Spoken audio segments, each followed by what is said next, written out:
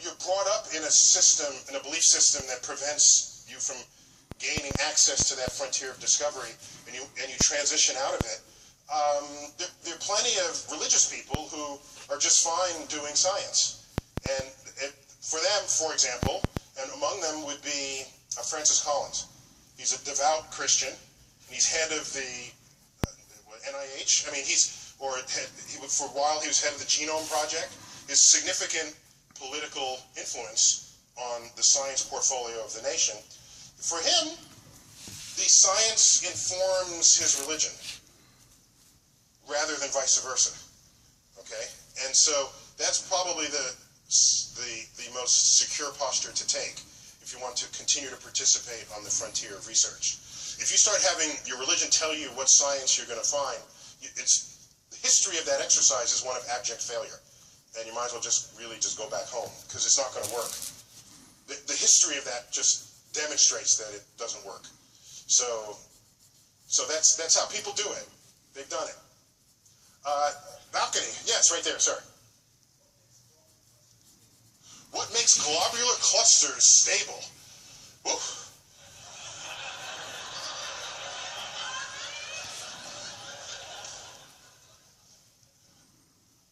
It's got 100,000 stars, and they all like each other because they all feel each other's gravity, and they all have some motion sideways, and so it's this beehive all gravitationally bound together. Occasionally, you get a couple of stars that have 3 stars, and one has like 2 come together, and a third one sort of zips around and comes out again, and there's an energy transfer.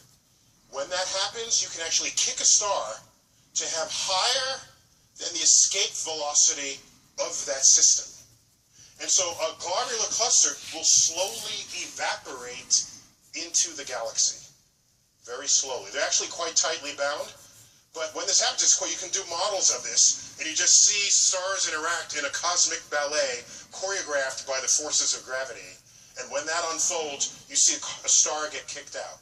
In fact, most stars in our galaxy, all models show, were born in a cluster, and the action of nearby stars, kind of a fly-by looting, tends to disrupt these clusters over time. Globular clusters spend most of their time outside of the disk, and so they're not sort of harassed as often by the gravitational field of gas clouds and other stars. So globular cluster is just fine. Gravity keeps it nice and tight, and they're beautiful to look at in a telescope.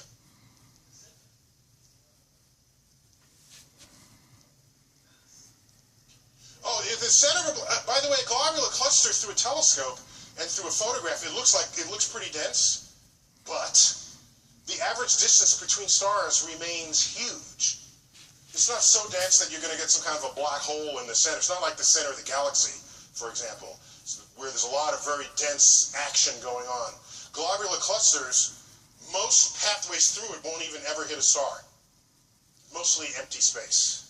Yeah, it's more. How did you pick your major? How did I pick my major? Okay, so I went alphabetically, and I got to astronomy first, and then what? No, I picked my major when I was 9 years old in a family visit to my backyard planetarium, the Hayden Planetarium in New York City. Good. I'm in there as a kid, I sit down, they dim the lights, the stars come out, and I say, oh, that's a nice hoax, because there were countless thousands of stars on that dome, and I knew that wasn't right, because I'd seen the sky from the Bronx. There were 12 stars in the night sky, so this couldn't be right. It just couldn't be right. So I said, but I'll let them go with it, I'll just allow this. And I realized later on that this is the real sky, and between age 9 and 11, the universe called me in a way that, in fact, I had no choice in the matter. I am being pulled along by cosmic forces beyond my understanding.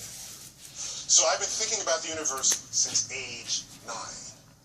Any 9-year-olds in the audience? There were a couple. I said, there you go, 9-year-old right there. That's a high five in the air. There you go. A couple, he said only one more, but why don't I take two and then answer them in half the time? How about that? That should add up. Yes, ma'am. Wait, but, she said, I'm such a huge fan of yours and the planetarium, but, okay. Okay, she just changed her sign here.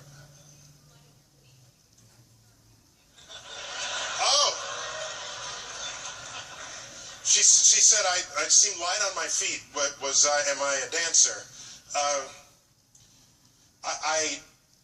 At one time in my life, long ago, I was a performing member of 3 different dance companies. And they were like college troupes, not like Bolshoi or something. It was, but they were, I mean, we had hard workouts, and if I ever give a talk in a performance space, I take off my shoes because how could you not? I mean, you know, it's not a lecture hall, so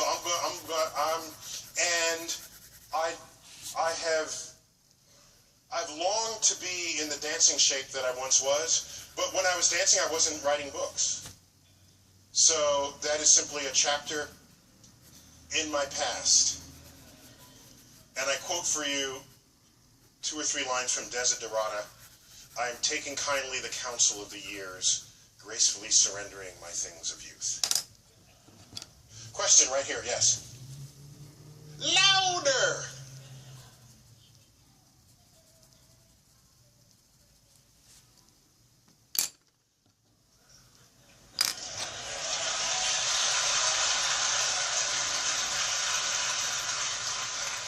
Get that in the upper corner there? Yeah. Awesome acoustics. I don't even need the microphone. Well, in some ways, we're traveling in time now. We just happen to be prisoners of the present in the eternal transition from the past to the future. Oh, he said, give me a real answer, buddy. All right. If this were New York, that would have come out much more threatening than it actually did. It was like, can you give me a real answer? It's like, that was like a, you know, it was like a wimp threat. Okay? So, all right, a real answer. If you travel fast enough, you can actually leap forwards in time.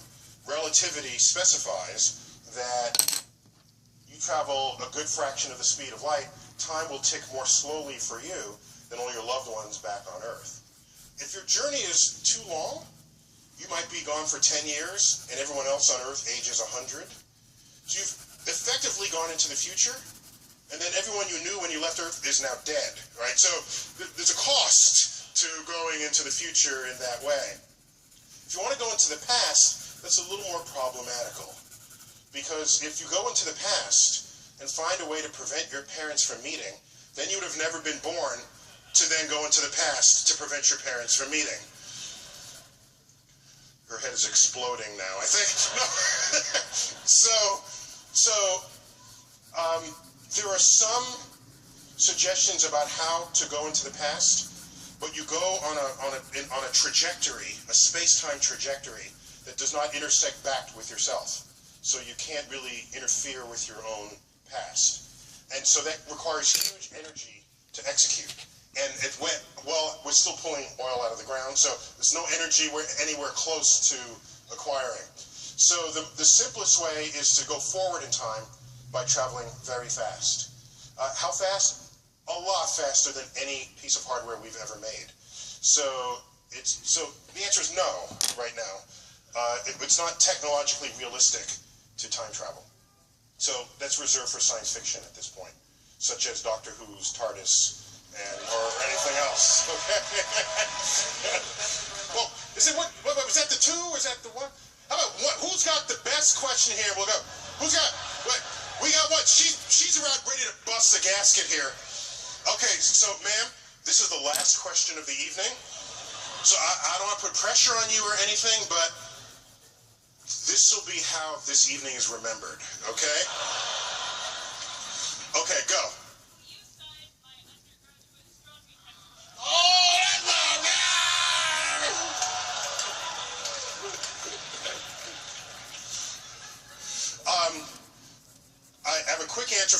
to take another question for that. But my quick answer is, I'd be happy to, but I will not have time.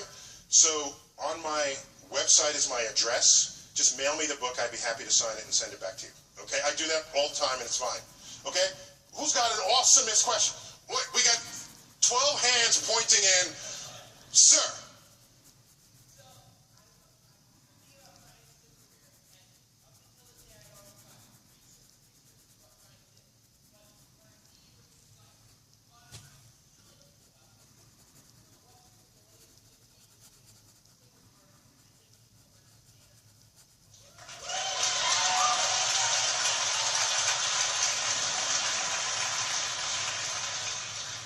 I will end on that question. So, my energy for communicating science derives from the research that I do. The research, for me, is thrilling. The press reports the results of research, which for some projects can take many, many years. So if you want to become a scientist, you have to learn to love the questions just as much as the answer, because in fact, in some cases, you don't even get to an answer. You find out you're navigating the wrong path. So the people who say, "Oh, a graduate school is a pain, I can't," that is science. What you're doing as a graduate student is becoming a research scientist, and that's what you do. You work long hours. You're in the lab. You occasionally forego personal hygiene. You know, this is what that is, okay? I bet you Darwin and Newton did not smell very good, all right, is my guess, okay? Newton, while he is discovering calculus, all right, he's probably not saying, "Oh, I need a shower about now." No, he's pretty focused doing what he's doing, all right? And so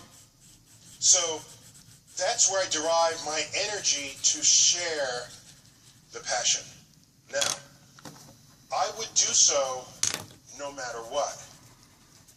But there's a more important reason for doing it. And that is most pure research in the sciences that goes on in America today, that's not product-driven, goes on at universities. And the source of those monies are from public-based, tax-based funding agencies. So, collectively, we pay taxes to the country's portfolio of spending, some of which funds the science that's conducted by scientists. As a result, the science that's done, the scientist that conducts the research, is obligated to the public to share with them the fruits of their research. The public paid for it. And I submit to you that there was an era before that was taken seriously. There's an era where the scientist in the lab would say, "The press is beneath me. They'll probably get my story wrong. I don't want to have anything to do with them. Leave me alone." That happened only to the peril of the funding stream that went into those labs. And the first person to realize this in a big way was, in fact, Carl Sagan. Because what happened was, he would start bringing science to the public. He did it sort of first and best. And colleagues said, "What, you're on the Tonight Show? You're a scientist, and you'd stoop to go on the Tonight," and he was criticized for this. Criticized. Meanwhile, the scientific community saw their budgets rise. And so in astrophysics, we learned earlier than in other fields, the value, the general value of bringing the fruits of our research to the public. And I can tell you that, I don't know if I'm biased, probably I am, but maybe a little bit is not. I think Hubble images are pretty cool. I think these pictures I showed you tonight are kind of awesome. I think all of us, at some point, we look up and wonder what our place is in this universe. And a small fraction of the total population gets to actually call that their career.